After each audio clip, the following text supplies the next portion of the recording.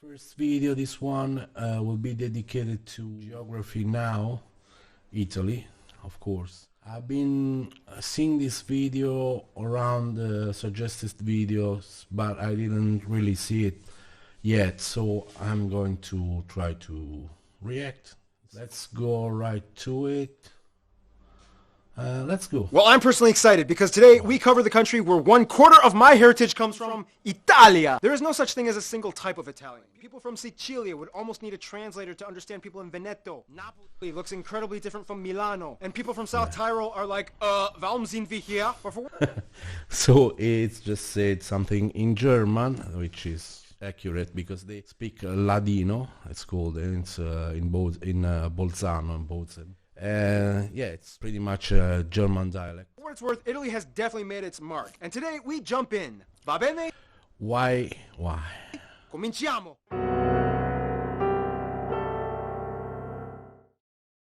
Please, everybody, stop doing this. Stop doing this. This has one meaning, just one meaning. This is we don't use it. I mean, it's what you want. Okay, so if you want to go, let's start. You go like this, or let's start. But no. Okay, va bene, no. Va bene, it's va bene. Okay, means okay, va bene. So no, please don't, please. If you love Italy, if you love Italians, stop doing this. It's cancer. It's bad. Okay, thank you. Let's go on. It's time to learn geography now! Hey everybody, I'm your host Barbs, derived from my last name Barbato, which translates to beard man. I'm serious. Hey, laugh all you want, but that just means I might be related to Scipio Africanus Barbatus, the guy who defeated Hannibal in, I think, the Second Punic War. So ha! I got victory in my blood! Nah, I'm probably related to some ancient guy that sold barley or something. Barley that was eaten by Scipio Africanus Barbatus, who defeated Hannibal. So yes, I still got it. I basically defeated Hannibal. But where was Okay, guys, it's funny. Funny how? Hannibal defeated? Let's find out in... Other thing, stop using this tarantella on the background every time you do something Italian. Stop doing it. It's like, I don't know, Yankee Doodle on every American related video. So I guess in this channel you will be hearing a lot of this. In Italy, it's all about tutte le strade portano a Roma. First Stop doing that. of all, Italy is that boot-shaped country kicking two deflated soccer balls located in Europe at the heart of the Mediterranean Sea. Okay. Switzerland, Austria, and Slovenia in the north, and two microstates are completely engulfed within Italy, the Vatican City and San Marino, Right. which is like the easiest country to sneak into. Like seriously, there's a Japanese restaurant and a sports store next to the entrance with no... Okay, San Marino is a beautiful small city.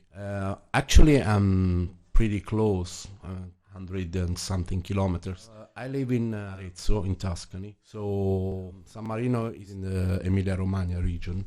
So it's pretty close from here. And it's a nice city. Usually Italians go shopping in San Marino because you don't have many taxes. I don't remember what's the tax, but usually you go to buy cameras, video related stuff, technology in general. They have good stuff. But it was famous, I remember, in the 90s, in the 2000s, for camera lens, cameras, and this kind of stuff, musical instruments, etc. guards. With two, this makes Italy the country with the most other countries enclaved inside of it. South Africa was so close with Swaziland, but then Mozambique had to exist. Oh, and there was that time Reggio tried to secede from Italy back in the 70s, which almost made it 3, but that's a whole other story. The country is divided into 20 regions with the capital Rome. 5 of the regions have special autonomous status: Sardinia, Sicily, Trentino Alto, or Sud Tirol, otherwise known It's Trentino Alto Adige.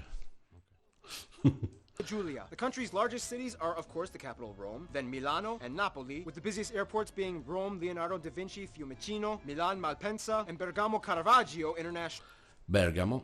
In addition to the two largest islands, Sicilia and Sardinia, the country owns over 350 islands off its coast. Finally, there's that land dispute Actually, I didn't know that.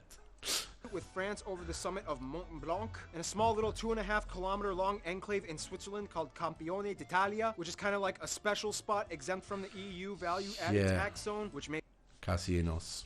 Makes sense because it has Italy's largest casino. Phew, Italy, you got some complication fanatics going on. The funny thing is, modern Italy once even tried to take a stab at colonialism in the late 19th and early 20th centuries with areas stretching from the Balkans, Northern Africa, and the Horn of Africa, including a short kind of occupation of Ethiopia, but it didn't last that long because the Ethiopians fought back relentlessly. And to this day, it's back to the boot with 2 deflated soccer balls. Guys, I'll convert metric for you, but I call it soccer, okay? The Canadians, South Africans, Australians, Kiwis, Japanese, and parts of Ireland and the Philippines and Papua New Guinea all agree with me, okay? Not just Americans that call it vuoi dire calcio. Okay, good luck with that. Now this is the part where I typically go down the list of notable sites found in Italy. However, the problem is there are literally too many. I'm not even joking. Italy has more heritage sites than any other country in the world at over 50. We all know about the big guys, so I'm not going to mention most of them. Instead, through my extensive research, here are some obscure, lesser known, yet equally fascinating spots worthy of noting. The dining table of Bilalante, the Whoa, what's that? Villalante, yeah, okay, that's more. So it's Viterbo, okay, Villalante. So it has a V, not a B. Of Bilalante, the Bomarzo Horror Garden. Yeah, this is the Bomarzo Garden. If you have the chance to come to Italy, it's something worth checking because you have monsters. There's every kind of statue. It's very funny. Ai Piapi, a theme park made of rides that require your own kinetic energy to operate. The necropolis of Banditaccia, La Scarzuola Monastery, the free wine fountain of Camino di San Tommaso. Yeah, wine fountain. That's all I have to say. Let that just sink in. Free wine. The relics of Jesus' apostle St. Thomas, the geothermal waterfalls of Tuscany, the sunken city of Baia, the cliffside town of Santa Gata de Goti, the sulfuric fields of Pozzuoli, fortress built by that crazy guy, Urbania mummies, the Custino sword in the stone, the road of 52 tunnels, the pyramid zone of Castello, the Incantado heads carved by a crazy guy. There's a lot of monuments made by crazy people. Yeah. And of course, way too many castles, fortresses, churches, monasteries, museums, and ancient sites to list, but you get the point. Now let's blast off like a volcano, which Italy has, into the next segment, shall we?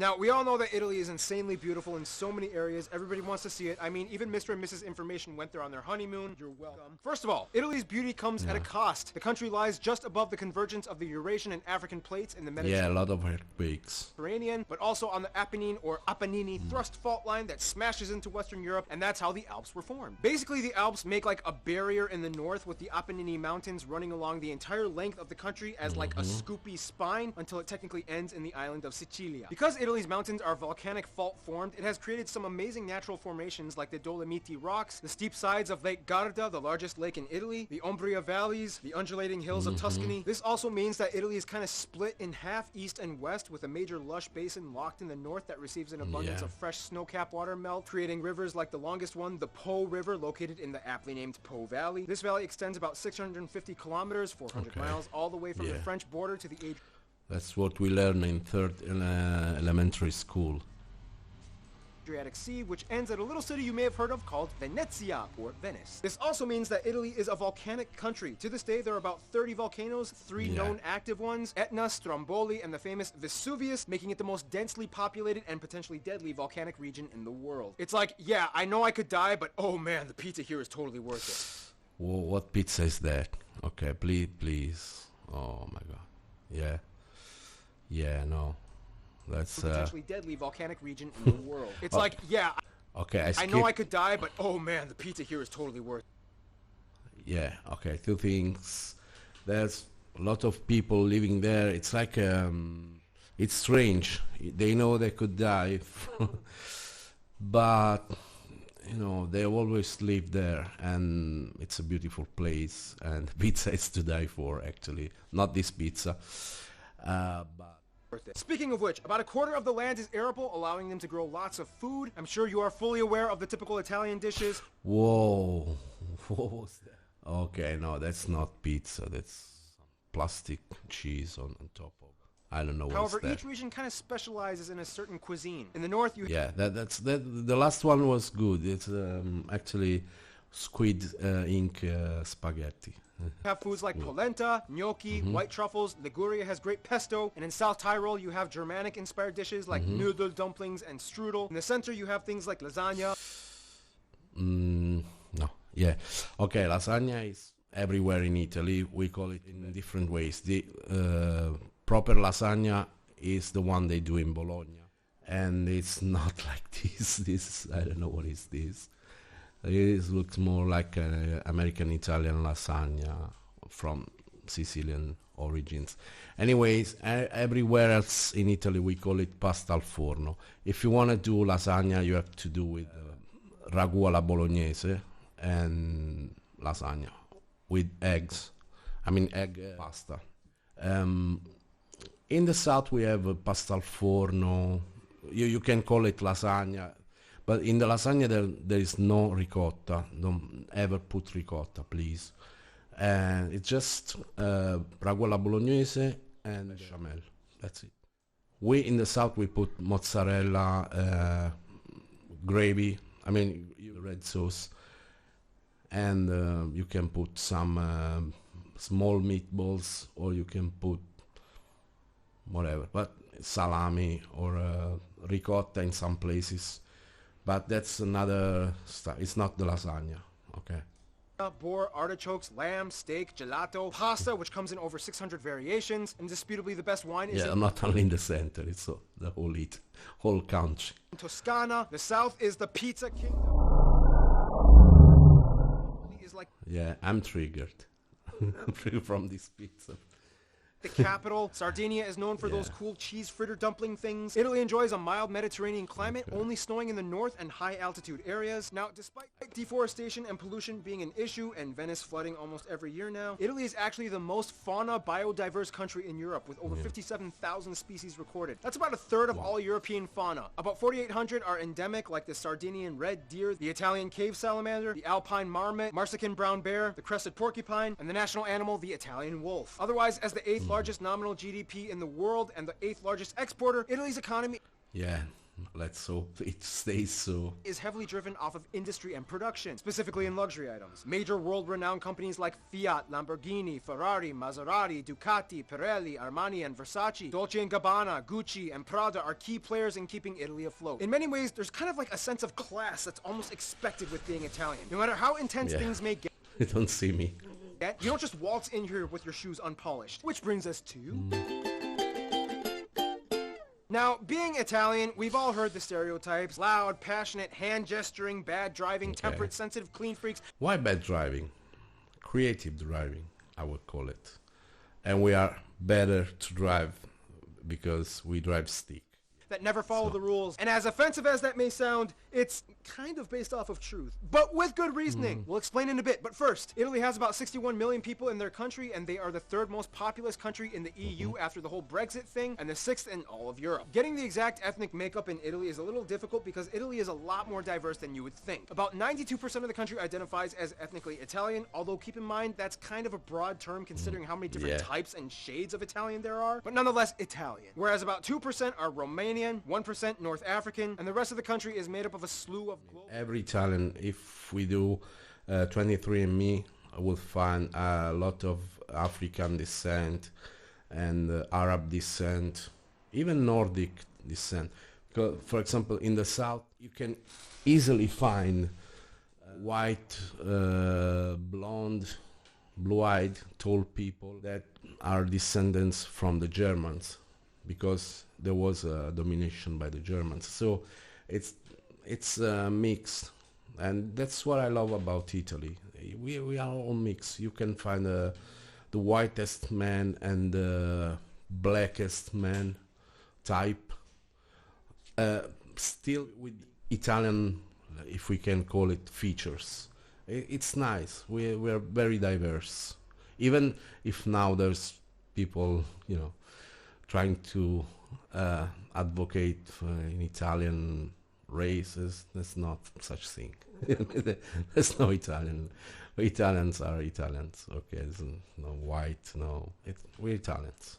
Groups, everything from Albanian, Eritrean, Chinese, and Ukrainians. They also use the Euro, the Type-C plug outlet, and they drive on the right side of the road. Now, when it comes to Italy, it basically comes down to two things, north and south. Southerners like to jokingly call northerners polentoni, based off of the polenta that they eat, and likewise, northerners like to call southerners terroni, which I actually don't even know where that's based off of. My research kind of ended there. If you know, type... Okay.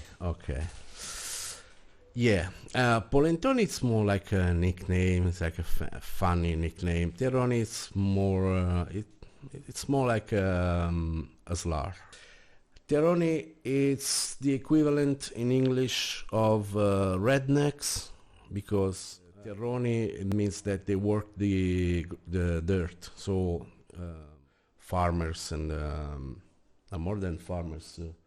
So it's more like redneck, because as far as I know, redneck means that you have your neck red because you stay under the sun and work on the, yeah, it's the same thing. Terroni is like rednecks. It's a slur because it was used in a very negative fashion when there was true racism in our regards. It was like in the 60s, in the 50s, in the 60s. There was a lot of immigration from the south to the north. So, there were people that didn't lend houses to the Terroni. So, yeah, it doesn't hurt. I mean, I don't feel hurt. If it depends on what's your intention behind it. It's not like a racial slur, but it's, it's something like that. Yeah. Type it in the comments. Basically, the North is like where all the financial districts and stereotypical uppity, preppy people live, whereas the South is kind of like where the rustic, tough people live. Plus, the South is kind of like mafia territory. Oh, come on, everybody. Everywhere in Italy. Already knows it. You have the Costa Nostra in Sicily. Okay, yeah, I'm from Potenza. You see that white? No mafia land. 'Ndrangheta in Calabria, the Camorra in Campania, and the Sacra Corona. It's 'Ndrangheta. Unita in Puglia. Don't worry though, if you visit as a tourist, you should be fine. It's not much of a big deal anymore. I mean, unless... Okay, mafia, it's something more complex than this. These are the original places of the mafia structures, but the implication is worldwide, and all Italy is in a way, but you will never find the mafioso in the street. They have connections. It's more like a financial thing now. It's not the guy with the lupara, with the gunshot. It's not like that. Unless you start a mob war by yourself, nothing will pretty much happen. So, no starting mob wars, okay? Got it? Okay. There are so many different dialects and subgroups, like South Tyrol mostly speaks German, kind of. Aosta Valley speaks French, sort of. No, but seriously, the standard Italian language spoken and taught today is based off of the Florentine version of Tuscan Italian, which is kind of like an intermediate between the Gallo-Romance dialects of the north and the Italo-Dalmatian dialects of the south. This all happened because prior to Italian unification, the country was split between multiple kingdoms and states, each with their own semi-Latin based language, which made communication a little bit of a challenge. For example, in standard Italian, you might say di dove sei, but in Sicilian, di unisi. In standard, ciao, come stai? Tutto bene? But in Venetian, come vale? Tut ben? In standard, forchetta. In Lombard, Forchetta. Peru? This is one of the reasons Peru. Never heard. why Italians attribute the creation of the famous Italian hand gestures. People would travel barely 50 kilometers and find themselves in a hard-to-understand dialect region. So essentially, they had to kind of get their point across fast. There's a saying that Italians have l'arte di arrangiarsi, or the art... Okay, a lot of stuff to digest here. Yeah, we have very different dialects. For example, my personal dialect is completely different from the dialects of the towns all around. And it's a different origin. My dialect is a Gallo-Italic, so it comes from France and from the north for some reason. It's different every few kilometers, and it's. I believe it could have been a problem, but basically we can understand each other even if we speak a light version of our dialects. I hope so. Art of arranging, which translates to something like the art of figuring it out on your own. When words fail, hands succeed. There's no specific code, but some generally accepted gestures include things like mi dispiace, sei pazzo. Whoa, what was that? Gestures include things like mi dispiace, sei... No, never seen this. No. Mi dispiace is, I'm sorry, it's like this, I'm sorry. Sei pazzo. Yeah, but this is very old. We don't use it. You're crazy. It's more like this. You're crazy. Bere vino. Bere vino. It's like this. Bellissimo. Bellissimo. This is more a French thing. We say. I had. Yeah, this is good. Yeah, Ma cosa this is lookout. dici? Perfetto. And Perfetto is more like something. Vai la corna doesn't mean anything. So this is vai la corona. vai la corona. I don't know what's. Anyway, this is bad luck. You fight bad luck with this. Speaking of societal background, we don't have enough time to explain the entire history of Italy, but in the quickest way I can put it, Etruscans, Romans, Christianity, ridiculous amount of separate kingdoms and feudal states, barbarian invasions, Byzantines, medieval kingdoms, Renaissance, Napoleonic invasions, Sardinia, Piedmont unifies Italy after 3 independence wars, or 4 depending on who you ask. Mass emigration to other countries begins, World War I, fascism, World War II, resistance movement, after war, economic boom, 2008 crisis, which brings us here today. It's a video for each one of the topics. Basically, the epicenter of ancient Rome was here, hence the capital being named Rome. Speaking of which, even though the Italian monarchy ended long ago, there are still 2 descendants that still exist today acting as heir apparent. The Catholic Church has played a major role in Italy even to this day. Almost every single town has at least one church. About 88% of the country identifies as Catholic, however, only a third say they are active practitioners on a weekly basis. And one of the reasons why Italy has made such a universal mark is partially because between the late 1800s and early 1900s, Italy experienced a mass emigration in which over the years, around 25 million That's another video. left. This is considered the largest mass migration of contemporary times. Suddenly you have new communities of Italians all over the world in places like Brazil, Argentina, the US, UK, and France. Oh wow, this video is running long and I didn't even get to talk about the deadly Calcio Florentino game. Yeah, that's Calcio Fiorentino. It's something folkloric that they do in Florence, but it's not really a thing. Of Florence, or the Santa Maria delle Grazie Snake Festival, Opera Pupi in Sicilia. So many cool things, but we gotta move on. Some notable people either from Italy or of Italian descent might include people like Cicero, Michelangelo, Leonardo da Vinci, Dante Alighieri, Niccolo Machiavelli, Donatello, Caravaggio, Galileo Galilei, Christopher Columbus, Amerigo Vespucci, Marco Polo, Niccolo Paganini, Giuseppe Garibaldi, Luigi Pirandello, Federico Fellini, Luciano Pavarotti, Andrea Bocelli, Umberto Eco, Sofia Loren, Valentino Rossi, Roberto Valentino, who's Valentino Rossi? It's Valentino. Baggio, Monica Bellucci, Silvio Berlusconi, Enzo Ferrari, Donatello Versace, Giorgio Armani. Mainstream American artists of Italian descent might include so many stars like Frank Sinatra, Robert De Niro, Al Pacino, Sylvester Stallone, Leonardo DiCaprio, Steve Buscemi, Quentin Tarantino, Ariana Grande, Lady Gaga. Even Nicolas Cage has some Italian in him. Again, Italian people have such a strong and solid history and culture, but what does the rest of the world think of them? And what do they think about their neighbors? Well, that brings us to... Oh man, this video is Italy running is a really long. great guy once you get to know him, but that's just the thing. You gotta warm up to them, al dente style. First of all, France is like their best frenemy. They smile at each other, but secretly they're always trying to compete with who has the highest class and elegance. On aime la France. They also hate the fact that France has Leonardo da Vinci's Mona Lisa. Yeah, that's hoax. I mean, they have it, and Leonardo gave it to them, so it's theirs. Nonetheless, with No problem with that. historical bumps like World War II, they still cooperate well today. Argentina is like their adoptive daughter that they sent to Spanish boarding school, but they still fiercely refuse to make friends with their neighbors. As mentioned in the Argentina video, the majority and largest demographic of people in Argentina have Italian heritage, true. and they love doing business with Italy. Malta and San Marino are kind of seen as like their little sons that they love helping out, even though San Marino is like way older than the modern unified state of Italy, but that's besides the point. They think it's cute how Malta speaks their own language that kind of incorporates Italian words, and San Marino is like their good luck charm, who more or less has always been peaceful and drama-free since the 4th century. Of course, the Vatican is like a unique player that they pay their respects to, but will not give the opportunity to raise another empire, and hence they keep them confined to the Basilica grounds. In terms of their best friends, though, literally every Italian I talked to has said the exact same 2 countries, Greece and Spain. As mentioned in the Greece episode, they live by the una faccia una razza rule, one face, one race. These 3 countries make the trinity of the Mediterranean. You know it's going to be a good time when you put a Spaniard and a Greek and Italian in the same room. Nothing can stop them. They own the seas, they trade, they share stories, they drink together, they marry the crap out of each other. In conclusion, for centuries, Italy has been a beacon of art, literature, fashion, architecture, history, religion, cuisine, traditions, and landmarks to the rest of the world. And personally, I'm proud to be a part of it. But most importantly, I'm proud that my barley-selling bearded ancestors basically killed Hannibal and saved the universe. And I get to take like at least 40% of their credit. So basically, I saved the universe. Totally true, not made up, 100% fact. Stay tuned, the Ivory Coast is coming up next. Okay. Okay, it was a pretty long video. Okay, and it's pretty accurate.